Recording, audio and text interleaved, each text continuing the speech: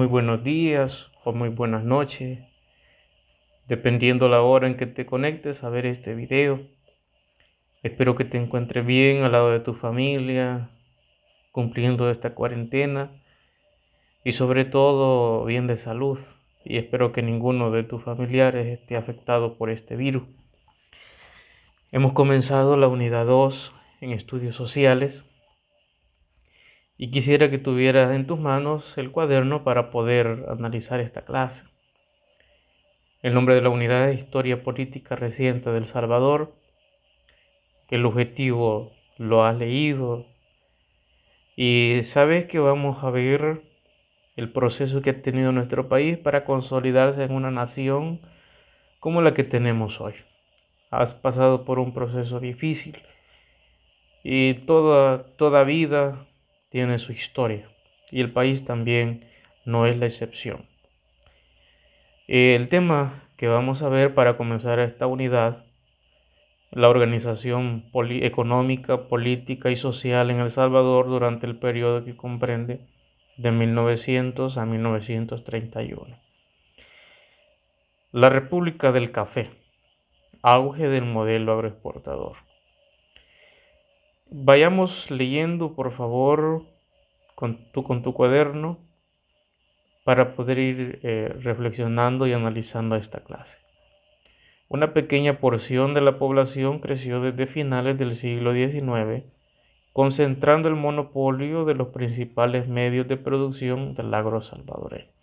Agro viene de agricultura, y esta parte nos quiere dar a entender de que un pequeño grupo era el encargado, porque monopolio, eso quiere decir la persona o el grupo de personas que ejercen poder o que se toma toda la atribución de una determinada actividad.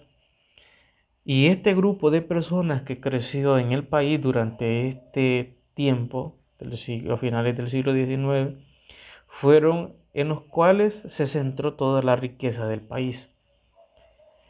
Y ahí nos aclara, este grupo estaba compuesto por los principales inversionistas y comerciantes, que posibilitaron la expansión de los productos de exportación como café y el azúcar. Nuestro país tiene esa historia tan rica que es esta etapa que estamos analizando, el auge del café. Auge quiere decir algo que lleva a su punto más grande, algo que llega al punto de florecer, algo que se convierte en extraordinario. Y el café para el país fue algo muy importante. Lo llevó a estar en un nivel sumamente alto. Pero lastimosamente, como ya sabemos, en todas circunstancias siempre hay un grupito que va velando por sus propios intereses. Y en el caso del país también. Cuando vieron los beneficios que traían los inversionistas y comerciantes, que es lo que estamos leyendo en estos momentos, sí, hicieron todo lo posible y ayudaron a que el café se expandiera, y similar al azúcar. Lastimosamente, en nuestro tiempo solamente vemos la producción de azúcar. Tenemos el ingenio en San Miguel, en San Vicente y otros 2 que 3 más, de los cuales genera ganancia para nuestro mismo país. Pero en el caso del café, ha sido un cultivo que ya poco se da y casi que son raros los lugares donde hayamos encontrado fincas. El modelo agroexportador consistía en consolidar, es decir, en establecer, en fortalecer el país como productor de materia prima. Materia prima es todo aquello que nos ayuda a crear un producto, y en este caso para nosotros, para nuestro país, era el café. O sea, del café se derivan otros productos, así como en el caso del azúcar. Entonces nosotros teníamos esa ventaja como país de que aquí en estas tierras se cultivaban estas dos cosas que servían para exportarla a otro país, para su venta al mundo. Ya de aquí salía para el mundo, así como nosotros vemos el producto que dice Made in China, Made in Taiwán, Made in USA, Made in, decía para el café, Made in El Salvador. De esta manera, dice, toda la economía del país dependía directamente de la oferta y la demanda internacional de esos productos. Cuando vieron la producción del café, entre más países se daban cuenta de esto, exigían al país y le pedían. Por eso quiere decir demanda. Más que el grano, según historiadores, que el grano producido en nuestro país era un grano excelente, era un café exquisito y aún pues lo podemos saborear, más al profe que le gusta bastante el café, ¿verdad? Entonces, cuando vieron esa demanda hizo que el país llegara a oídos internacionales. Y en última instancia del precio internacional del café, porque el café era bien pagado en nuestro país y salían beneficiados, ya vamos a ver quiénes salían beneficiados del precio del café. Grupos minoritarios en el país concentraron la propiedad de las tierras. Esto es bien importante. Un grupo minoritario, es decir, un grupo pequeño, concentró la propiedad de las tierras, es decir, dueños de las tierras, de los campos. Un grupo pequeño, y esto que no se te olvide. Y las grandes mayorías se ocupaban del trabajo físico de la corta del café. Es decir, aquellas personas que tenían su nivel económico algo regular, como los comerciantes, los exportadores, los dueños de la finca, ellos se hacían propietarios de la tierra. Pero ¿quién se encargaba de hacer, de sembrar, de criar, de mantener vivos los árboles de café? Era la mayoría, es decir, los pobres, la gente que no tenía posibilidades. Este fue el eje económico de El Salvador en los inicios del siglo XIX, en lo que los historiadores han denominado la República del Café. Es el punto en que El Salvador estuvo en un nivel alto de acuerdo a su producción de café. Ese era lo que identificaba el café, a nuestro país, el café. Luego vamos a ver los aspectos de la producción de café. Entre los años 1870 y 1900, El Salvador experimentó un cambio económico importante, desarrollando nuevas actividades productivas en el área rural. Es decir, a medida del tiempo iba pasando, nuestros campesinos en el campo iban ingeniándose las que podían cultivar, de qué otra forma ellos podían obtener ganancias para su hogar. Y entonces de estos productos, dice, el café fue uno y la minería. Y todavía en estos tiempos vemos, por ejemplo, en la Pedrera, minería no solo se refiere al oro, sino a otro tipo de material que puede servir para obtener ganancias y que sirve en alguna ocupación en la vida cotidiana. También tenemos el ejemplo del Borbollón, ¿verdad? Que es un lugar donde ha habido una erupción volcánica y que ese material sirve también para alguna construcción. Entonces, la minería y el café fueron lo que se han ingeniado nuestros campesinos para poder llevar sustento a sus hogares. Pero de esos dos, el más importante fue el café, que generó ganancias para el productor, que era el que sembraba, el dueño del lugar, del terreno, para los trabajadores, que eran los que le ayudaban a sacar la cosecha, y para los comerciantes, se sacaba en una determinada finca el café y se llevaba a vender a un lugar determinado, y también el comerciante obtenía su ganancia.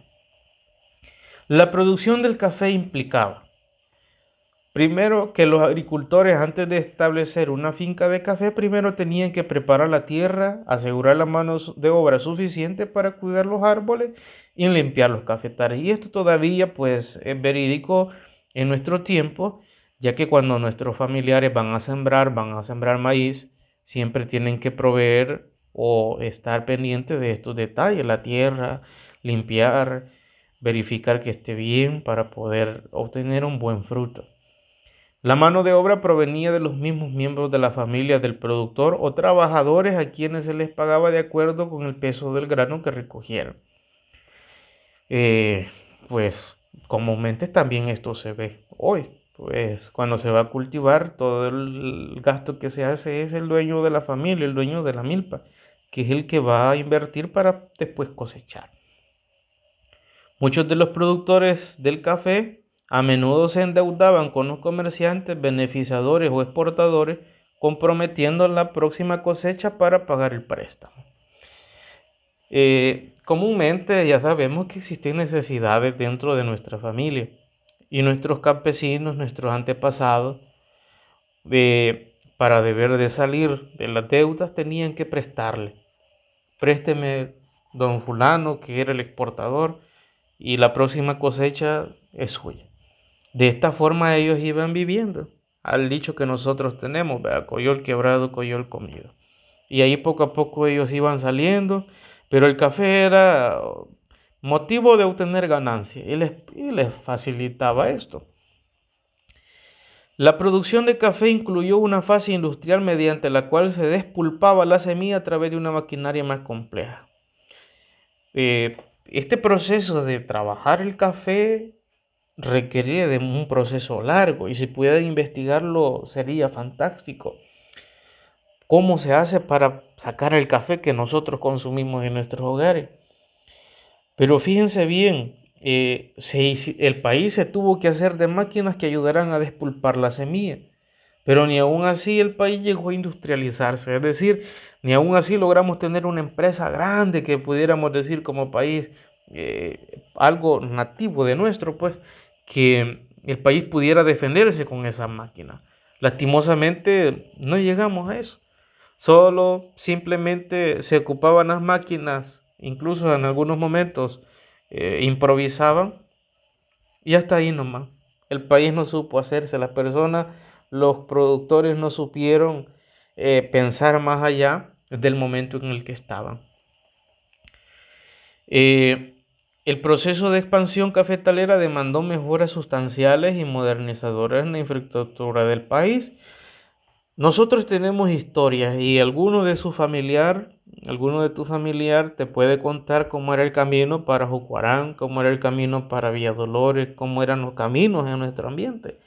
Caminos de polvo, de piedras, caminos, calles, pues incluso la calle principal o para interdepartamental que tenemos que cruza entre Usulután, Ozatlán, Santiago de María, era una calle de polvo.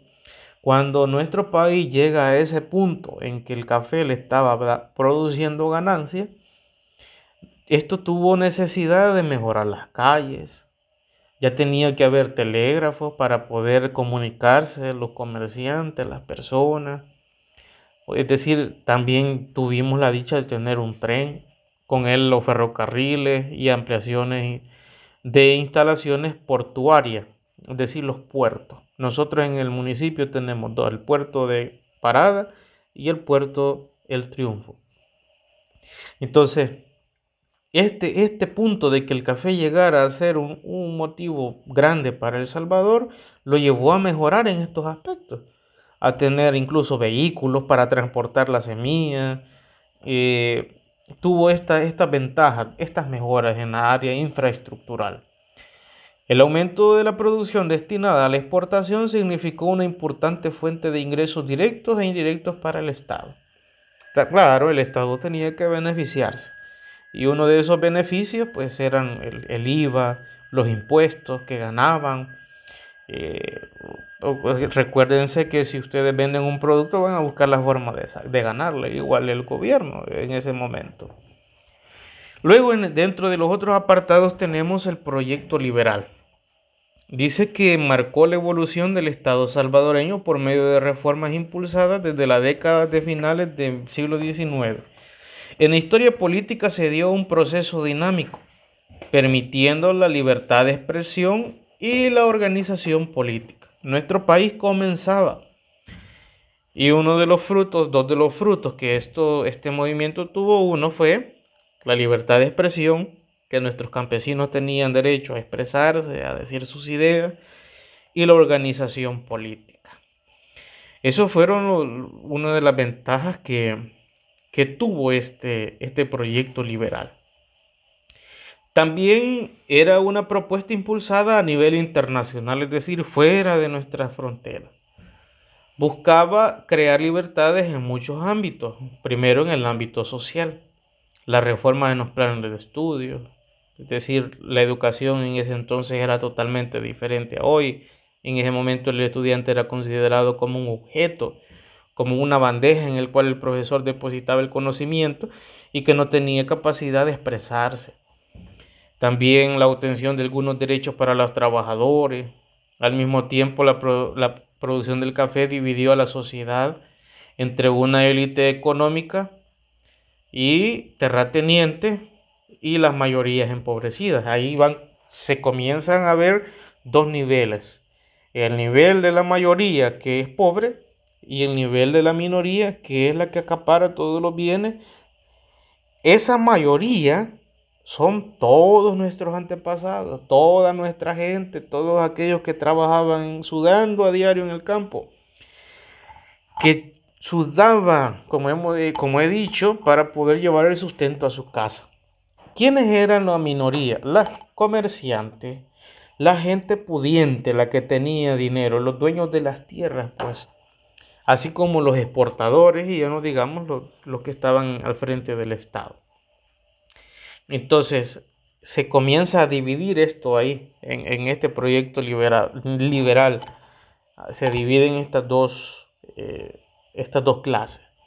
En el ámbito económico, se generaron las condiciones para insertar a El Salvador en la economía mundial, siendo este país un productor de materias primas e importador de productos industrializados. Es decir, comienza a salir el nombre en toda la economía mundial, comienza a salir el nombre de El Salvador como uno de los principales exportadores de uno de los excelentes productos como era el café. Y en el ámbito político, la Constitución de 1986, ya saben que la constitución política de nuestro país es la que rige todas las leyes y es la que nos orienta cómo vamos a vivir como ciudadanos. ¿Y qué más podemos hablar sobre esto? Luego vemos el apartado del escenario político.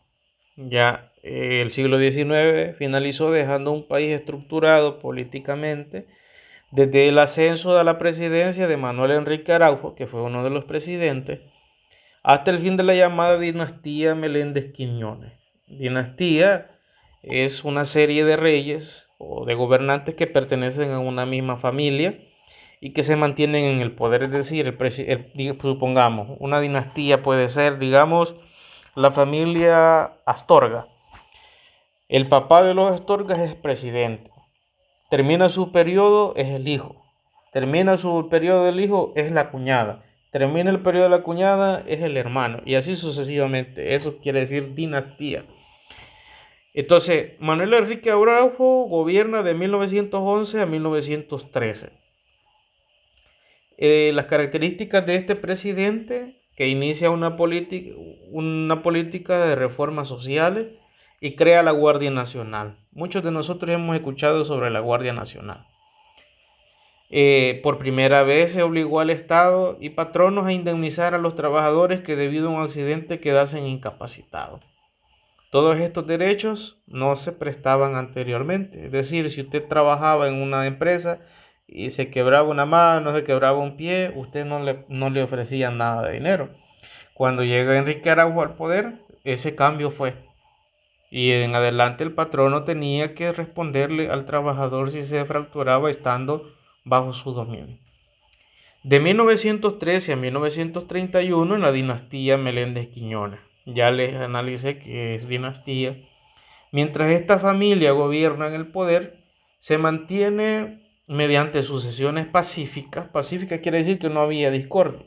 Tranquilamente ellos se iban perpetuando en el poder, pero haciéndole promesas a la gente, pero después se volvían represivos, es decir, enojados. Después querían imponer leyes rigurosas.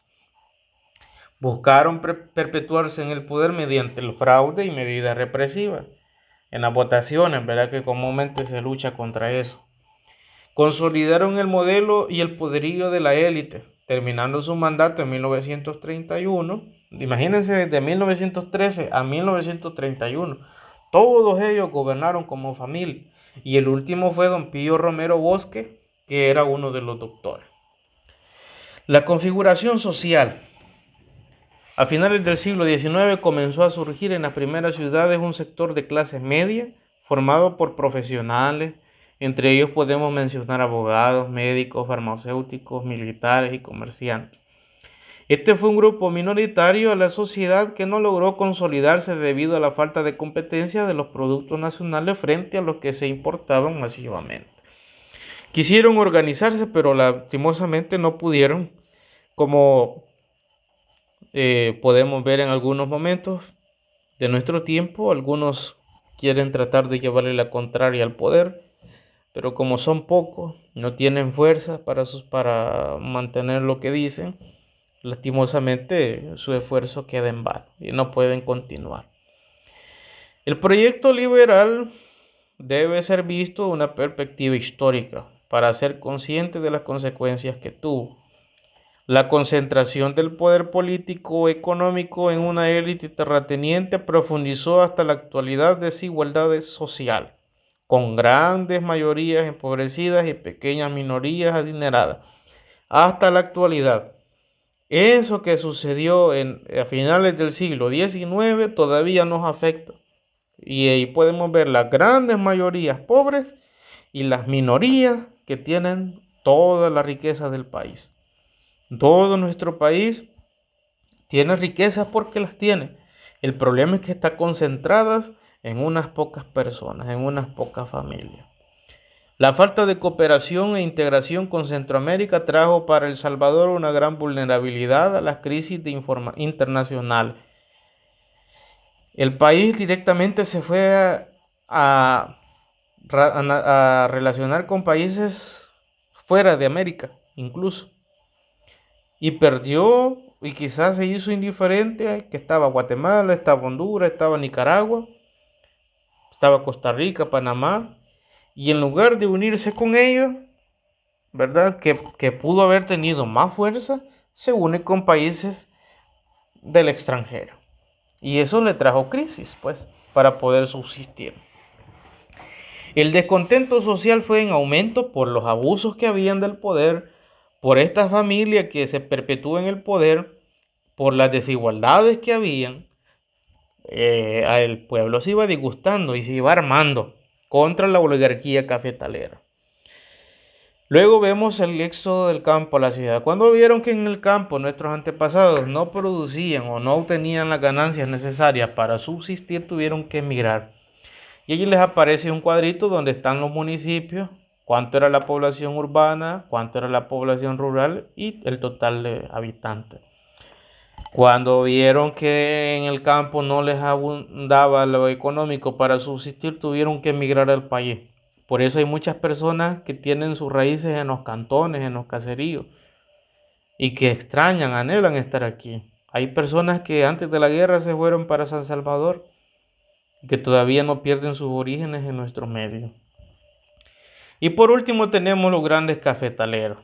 Las fincas de café durante el siglo XIX no eran muy grandes. Solo unos pocos productores tenían fincas de más de 20 o 30 hectáreas. Como aquí se vuelve a ver lo que hemos estado analizando, que un grupo pequeño de personas tenía la mayor parte de tierras y la mayor parte de personas no tenían nada, ni dónde vivir. Entonces aparecen ahí también unos señores que fueron los grandes productores en ese momento de café y que obviamente tenían dinero, y incluso hoy sus descendientes son familias estables. Y en este contexto que estamos hablando, no pierdan de vista todos los detalles que hemos visto, porque nos van a servir para ir entendiendo todas las etapas de historia. En este contexto es que se forman estas 14 familias. Y ahí les he dejado una tarea de investigar quiénes eran. Y si todavía hay algunos hoy en nuestros días que les robaron a nuestros campesinos las tierras, que les quitaron con mentiras a nuestros antepasados sus terrenitos donde tenían. Muchos de ustedes fueran hijos de hacendados. Muchos de ustedes tuvieran tierras en herencia, pero lastimosamente los pudientes engañaron a nuestros antepasados y les quitaron las tierras que tenían a cambio de cosas sencillas, a cambio de cosas que a lo mejor hoy decimos eso, no lo hubiera dado, no lo hubiera vendido a la tierra. Muchas gracias por estar pendiente de esta clase, que el Señor te bendiga y espero que continuemos este año lectivo hasta que terminemos. Adelante, bendiciones y nos vemos en la próxima clase.